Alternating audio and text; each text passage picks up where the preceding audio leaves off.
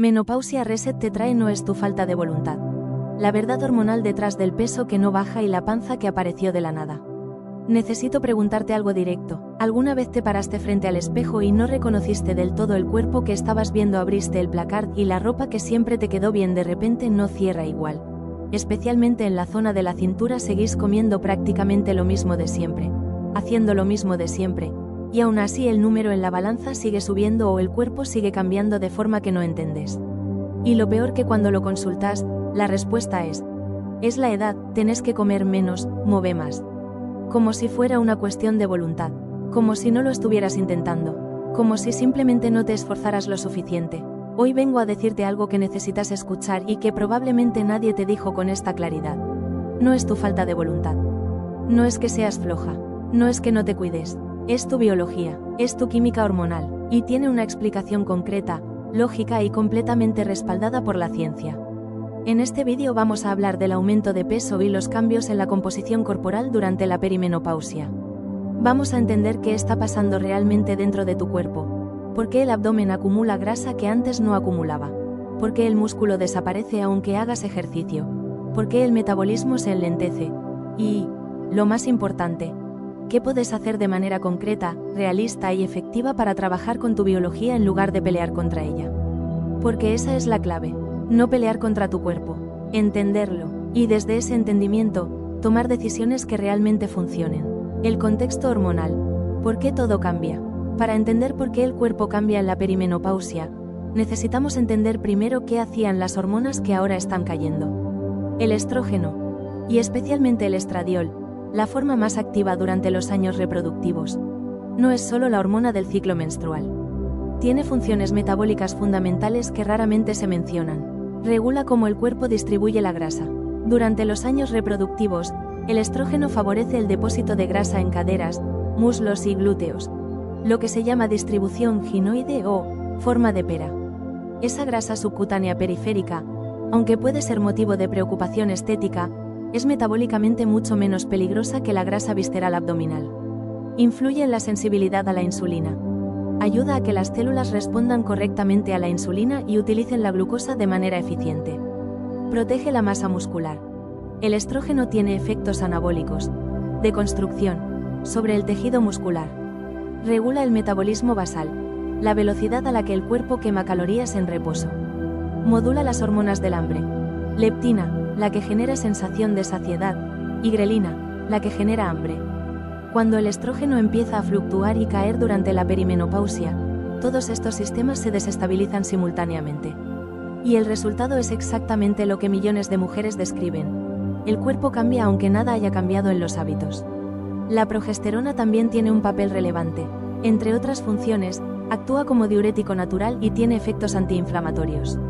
Su caída, que ocurre antes que la del estrógeno, contribuye a la retención de líquidos y a la inflamación de bajo grado que muchas mujeres notan como hinchazón persistente.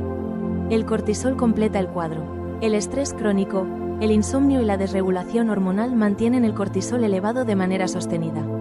Y el cortisol tiene un efecto específico y documentado. Favorece el depósito de grasa visceral abdominal. No grasa en general, grasa en el abdomen. Los 4 mecanismos detrás del cambio corporal. Ahora vamos a ver con detalle cada uno de los mecanismos que explican lo que le está pasando a tu cuerpo. Son 4, y funcionan en simultáneo, lo que hace que el efecto sea más pronunciado de lo que sería si actuara solo uno. La redistribución de la grasa. ¿Qué ocurre? La grasa que antes se depositaba preferentemente en caderas, muslos y glúteos empieza a acumularse en el abdomen. No necesariamente hay más grasa total en el cuerpo, aunque también puede haberla, sino que la distribución cambia. Muchas mujeres describen que su peso es similar pero su ropa no les cierra igual en la cintura. ¿Por qué ocurre? El estrógeno regula los receptores de adipocitos, las células grasas, en diferentes zonas del cuerpo. Los receptores en la zona periférica, caderas, muslos, son más sensibles al estrógeno que los de la zona abdominal. Cuando el estrógeno cae, el patrón de depósito se desplaza hacia el abdomen. Los 4 mecanismos detrás del cambio corporal. Ahora vamos a ver con detalle cada uno de los mecanismos que explican lo que le está pasando a tu cuerpo. Son 4, y funcionan en simultáneo, lo que hace que el efecto sea más pronunciado de lo que sería si actuara solo uno. La redistribución de la grasa. ¿Qué ocurre? La grasa que antes se depositaba preferentemente en caderas, muslos y glúteos empieza a acumularse en el abdomen. No necesariamente hay más grasa total en el cuerpo, aunque también puede haberla, sino que la distribución cambia.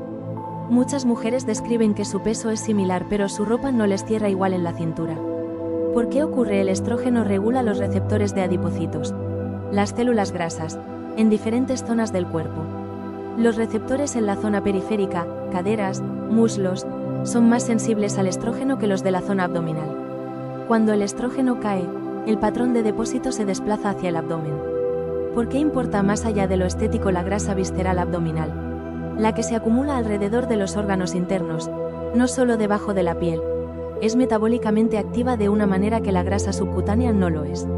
Produce citoquinas inflamatorias, interfiere con la sensibilidad a la insulina, y está directamente asociada con mayor riesgo de enfermedad cardiovascular, diabetes tipo 2 y síndrome metabólico.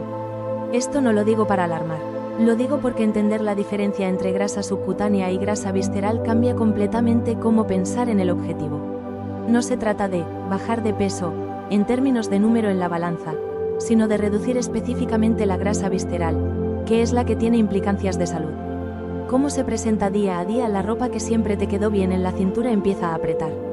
El vientre se siente más duro, no solo más grande. La dureza es característica de la grasa visceral a diferencia de la grasa subcutánea, que es más blanda. La medida del talle aumenta aunque el peso no haya cambiado dramáticamente. El enlentecimiento del metabolismo basal. ¿Qué ocurre? El metabolismo basal, la cantidad de calorías que el cuerpo consume simplemente para mantener sus funciones vitales en reposo. Respirar, circular la sangre, mantener la temperatura corporal, funcionar los órganos, se enlentece. ¿Por qué ocurre? Hay dos causas principales que actúan juntas. La primera es la caída del estrógeno, que tiene un efecto directo sobre la tasa metabólica. La segunda, y probablemente más importante, es la pérdida de masa muscular que veremos en el mecanismo siguiente. El tejido muscular es el que más energía consume en reposo. Cada kilogramo de músculo quema significativamente más calorías por día que 1 kilogramo de grasa. Cuando se pierde músculo, el metabolismo basal cae. ¿Cuánto cae el metabolismo? Las estimaciones varían, pero se calcula que el metabolismo basal puede reducirse entre un 5 y un 10% por cada década después de los 30, con una aceleración en la perimenopausia. En términos prácticos, el mismo patrón alimentario que a los 35 mantenía el peso puede generar acumulación a los 45, sin que haya cambiado nada en los hábitos. ¿Cómo se presenta día a día? La sensación de que, antes podía comer de todo y no engordaba, y que ahora cualquier exceso se refleja inmediatamente. La frustración de seguir la misma dieta de siempre y ver que ya no funciona. La confusión de no entender qué cambió. La pérdida de masa muscular. ¿Qué ocurre? A partir de los 30 años, el cuerpo empieza a perder masa muscular de manera progresiva en un proceso que se llama sarcopenia. Ese proceso se acelera significativamente en la perimenopausia, cuando el estrógeno, que tiene efectos protectores sobre el músculo, empieza a caer. ¿Por qué ocurre? El estrógeno favorece la síntesis proteica muscular y reduce la degradación muscular. Cuando cae, la balanza entre construcción y degradación muscular se inclina hacia la degradación. A esto se suma que muchas mujeres en perimenopausia tienen déficit de proteína en la alimentación, porque históricamente se las educó en dietas bajas en calorías, no en dietas adecuadas en proteína, y que el insomnio crónico también deteriora la síntesis proteica. ¿Cuánto músculo se pierde? Las estimaciones hablan de entre un 3 y un 8% de masa muscular por década. En la perimenopausia, ese ritmo puede acelerarse. ¿Por qué importa tanto para el peso? Porque el músculo es el principal tejido metabólico del cuerpo. Menos músculo significa metabolismo más lento. ¿Cómo se presenta día a día? Mayor facilidad para subir de peso después de comidas con carbohidratos. Más hambre a las pocas horas de comer. Mayor antojo de azúcar y dulces, especialmente por la tarde. Dificultad para mantener la energía estable a lo largo del día. Picos de energía seguidos de caídas pronunciadas. ¿Por qué importa? La resistencia a la insulina es el paso previo a la prediabetes y la diabetes tipo 2. Abordarla a tiempo, con ejercicio de fuerza, alimentación adecuada y manejo del estrés, es prevención activa de una condición metabólica seria. El rol del cortisol y el insomnio. Hay dos factores que amplifican todo lo anterior y que merecen un bloque propio: el cortisol y el insomnio. Porque aunque no son de origen estrictamente estrogénico, actúan como aceleradores de todos los mecanismos que acabamos de ver. El cortisol es la hormona del estrés. En condiciones normales, sube por la mañana para darte energía y baja por la noche para permitirte dormir. Pero cuando hay estrés crónico, y la perimenopausia, con todo lo que implica físicamente y emocionalmente, es en sí misma un estresor biológico. El cortisol se mantiene elevado de manera sostenida. El cortisol elevado crónico tiene efectos directos sobre el peso. Aumenta el apetito, especialmente por alimentos ricos en azúcar y grasa. Favorece el depósito de grasa visceral abdominal de manera específica. Deteriora la sensibilidad a la insulina y acelera la degradación muscular. El insomnio actúa a través de las hormonas del hambre. La leptina, la hormona que genera saciedad, cae cuando dormimos poco. La grelina, la hormona que genera hambre, sube. El resultado es un cuerpo con más hambre, menos saciedad, y una tendencia aumentada a buscar alimentos de alta densidad calórica para compensar la falta de energía. Estudios muestran que una sola noche de sueño reducido puede aumentar el consumo calórico del día siguiente entre 200 y 400 calorías, sin que haya una decisión consciente de comer más. Es la biología compensando. Esto significa que mejorar el sueño es una intervención metabólica, no solo de bienestar. Dormir mejor es una estrategia concreta de manejo del peso. ¿En qué etapa de la perimenopausia son más intensos los cambios? Los cambios en la composición corporal no tienen la misma intensidad en todas las etapas de la transición. Perimenopausia temprana. Los cambios son graduales y a veces imperceptibles en el corto plazo. Puede haber una mayor tendencia a retener líquidos en la fase premenstrual, algo más de sensación de hinchazón, y una ligera dificultad para mantener el peso que antes era automática. El músculo empieza a perderse pero todavía no de manera pronunciada. Muchas mujeres atribuyen estos cambios al estrés o a haberse descuidado un poco. Perimenopausia media. Es donde los cambios se vuelven más visibles y más difíciles de ignorar. La redistribución hacia el abdomen se hace evidente. El metabolismo basal ha caído de manera más significativa. La resistencia a la insulina puede estar ya instalada de manera subclínica. El insomnio está más establecido y amplifica todo lo anterior. Es el momento en que más mujeres consultan por no entender qué le pasó a su cuerpo. Perimenopausia tardía y postmenopausia. Los niveles de estrógeno se estabilizan en un rango más bajo, pero la masa muscular puede haber disminuido significativamente si no hubo intervención. La grasa visceral puede estar más establecida. Sin embargo, con las intervenciones correctas, especialmente el entrenamiento de fuerza y la proteína adecuada, es completamente posible revertir o compensar muchos de estos cambios incluso en esta etapa. ¿Qué no funciona y por qué? Antes de hablar de qué funciona, necesito hablar de qué no funciona. Porque muchas mujeres están aplicando estrategias que tuvieron sentido a los 30 pero que en la perimenopausia no solo no sirven sino que pueden empeorar la situación. Las dietas hipocalóricas muy restrictivas no funcionan en la perimenopausia. Cuando reducís drásticamente las calorías, el cuerpo interpreta eso como una amenaza de escasez y activa mecanismos de conservación. Baja el metabolismo basal todavía más, degrada músculo para obtener energía, lo opuesto de lo que querés, y eleva el cortisol. Perdés peso inicialmente, pero la composición de ese peso es desfavorable. Perdés músculo, no grasa visceral. Y cuando volvés a comer, normal, el peso vuelve más rápido que antes. El cardio extenso como única estrategia tampoco es suficiente. El cardio de larga duración. Correr durante 1 hora, clases aeróbicas intensas, eleva el cortisol de manera significativa. En una mujer con cortisol ya elevado por el estrés y el mal sueño, más cortisol es más acumulación abdominal. No significa que el cardio sea malo. Proteína adecuada en cada comida. La proteína es el macronutriente más crítico en la perimenopausia para la composición corporal. ¿Por qué es el sustrato para construir y mantener músculo? Tiene el mayor efecto termogénico de los macronutrientes. El cuerpo gasta más energía para procesarla que para procesar carbohidratos o grasas.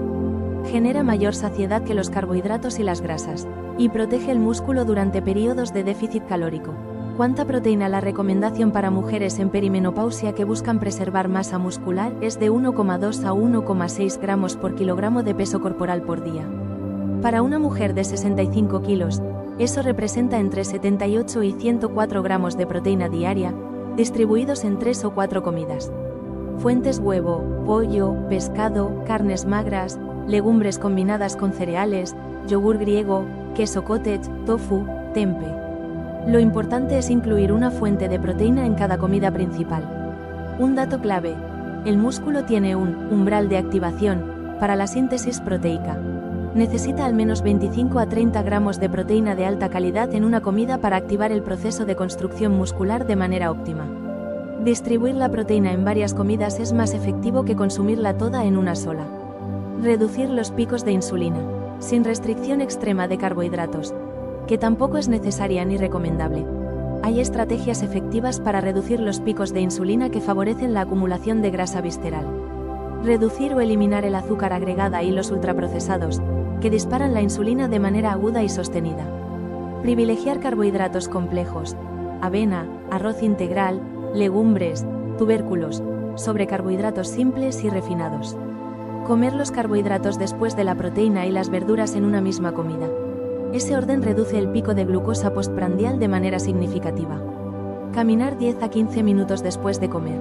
El movimiento postprandial es una de las estrategias más simples y más efectivas para mejorar la sensibilidad a la insulina. No saltear el desayuno ni pasar muchas horas sin comer, lo que genera hipoglucemia y luego un pico compensatorio de insulina al comer. Priorizar el sueño como estrategia metabólica. Ya lo mencionamos, pero vale la pena repetirlo en este contexto. El sueño de calidad regula las hormonas del hambre, reduce el cortisol y mejora la sensibilidad a la insulina. Establece una hora consistente para acostarte y levantarte, incluso los fines de semana. Mantén la habitación oscura y fresca. Elimina las pantallas al menos 45 minutos antes de dormir. Considera técnicas de relajación, respiración, meditación, lectura, para facilitar la transición al sueño. Manejar el cortisol activamente. El cortisol elevado crónico es uno de los principales drivers de la grasa abdominal. Reducirlo activamente no es un lujo, es parte del protocolo metabólico. Herramientas efectivas. Ejercicio de fuerza moderado, no el cardio extremo, técnicas de respiración profunda, tiempo en la naturaleza, reducción de la carga de estímulos digitales, conexión social y, cuando todo lo demás falla, evaluar con un profesional si el nivel de estrés está generando consecuencias de salud que requieren apoyo específico. ¿Cómo registrar y obtener respuestas día a día? Para navegar este proceso con información en lugar de frustración, el registro es fundamental. ¿Qué registrar? No solo el peso en la balanza, que puede ser engañoso y fluctuar por retención de líquidos, sino también la medida del talle, con una cinta métrica, una vez por semana, en la mañana antes de comer, cómo te queda la ropa, el nivel de energía percibido a lo largo del día, la calidad y cantidad de sueño, el nivel de estrés y el contenido de proteína aproximado de tus comidas. ¿Por qué no solo el peso? Porque es perfectamente posible perder grasa y ganar músculo simultáneamente, de manera que el peso en la balanza no cambie pero la composición corporal mejore significativamente. La escala no captura eso. La medida del talle, la forma en que te queda la ropa y tu nivel de fuerza son indicadores mucho más útiles. ¿A quién consultar si los cambios son muy marcados? Si hay signos de síndrome metabólico, cintura mayor a 88 centímetros, presión arterial alta, glucosa elevada, o si tenés antecedentes familiares de diabetes o enfermedad cardiovascular, es importante los 4 mecanismos detrás del cambio corporal. Ahora vamos a ver con detalle cada uno de los mecanismos que explican lo que le está pasando a tu cuerpo. Son 4, y funcionan en simultáneo, lo que hace que el efecto sea más pronunciado de lo que sería si actuara solo uno. La redistribución de la grasa. ¿Qué ocurre? La grasa que antes se depositaba preferentemente en caderas, muslos y glúteos empieza a acumularse en el abdomen.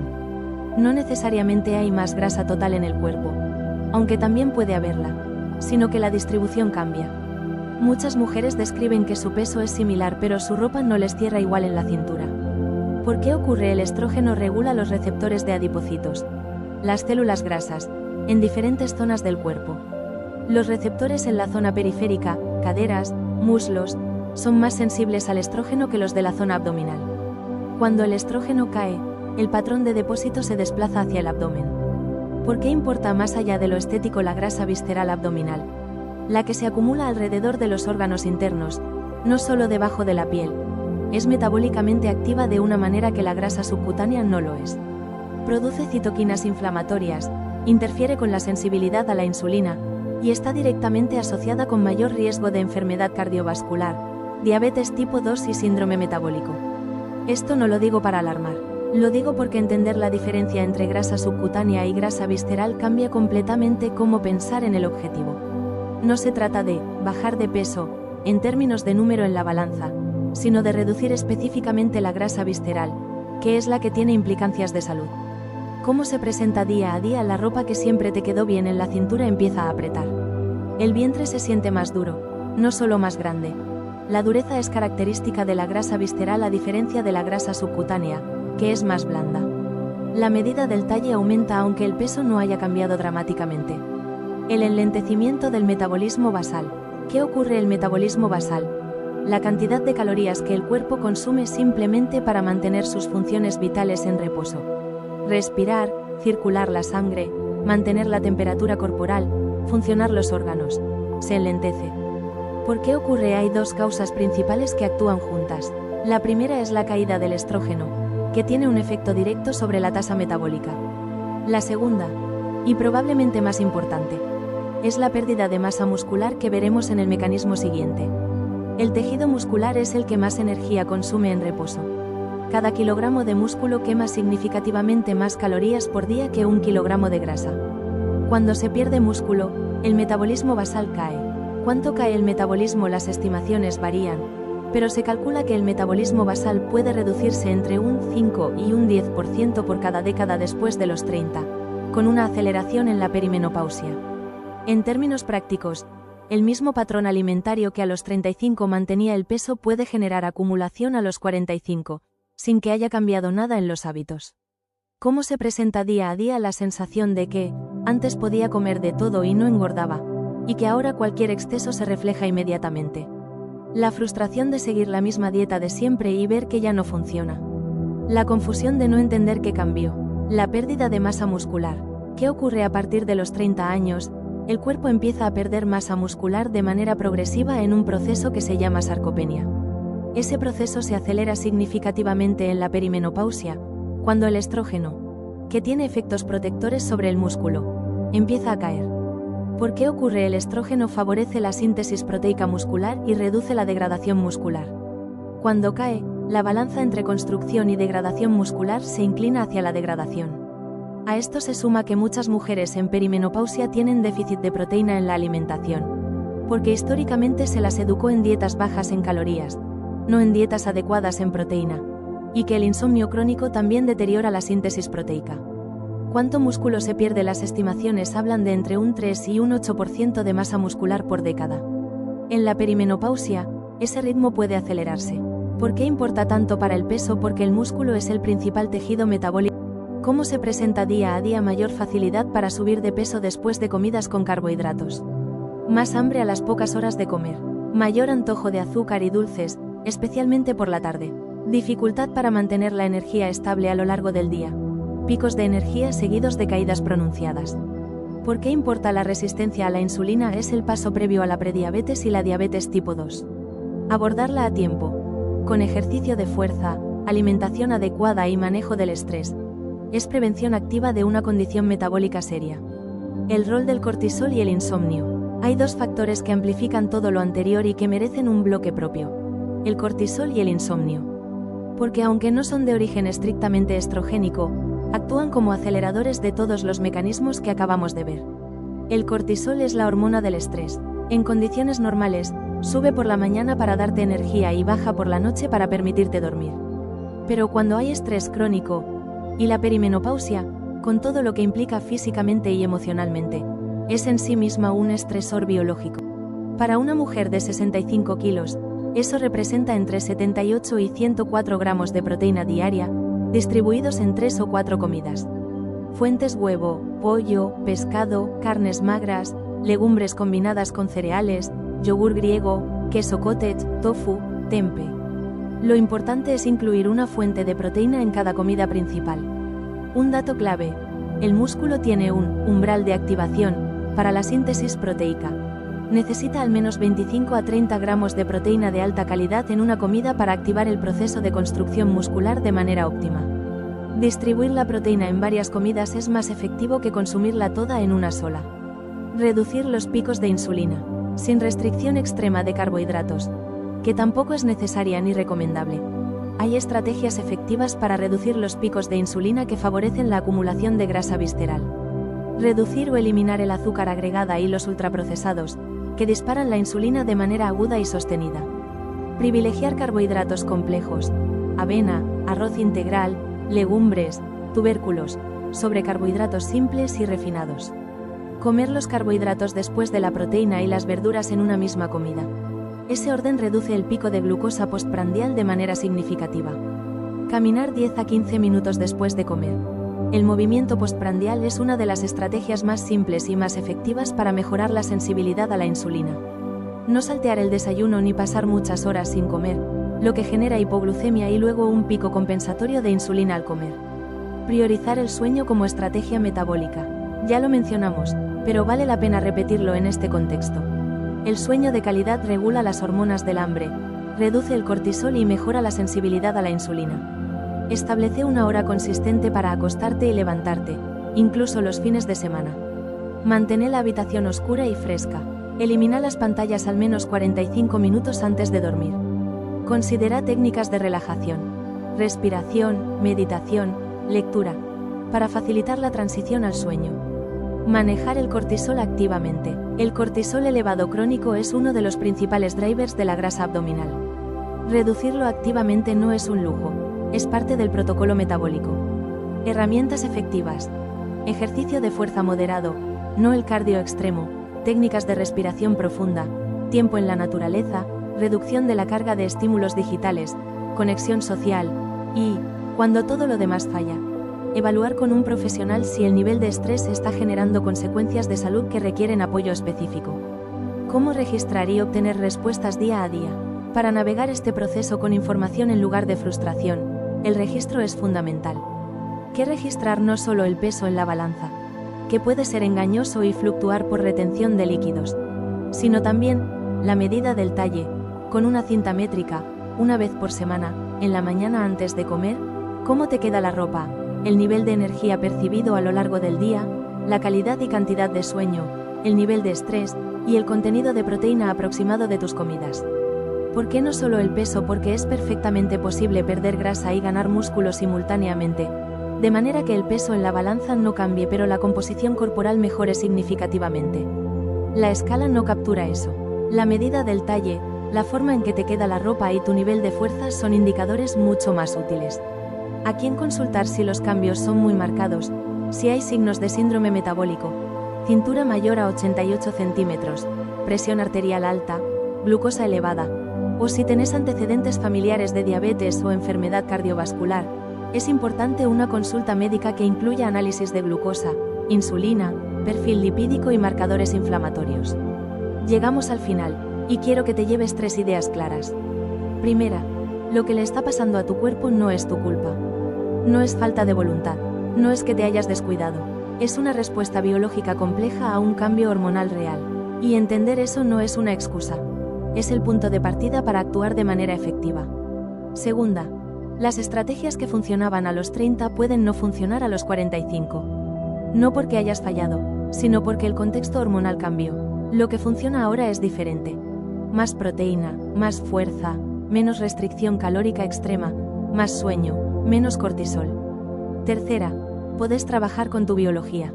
No tenés que resignarte, no tenés que aguantar, no tenés que elegir entre sentirte bien y tener un cuerpo que te resulte cómodo. Con las herramientas correctas y la información que merecías tener hace años, esto es completamente abordable. Ese es el propósito de este canal, darte la información que nadie te dio. Nos vemos en el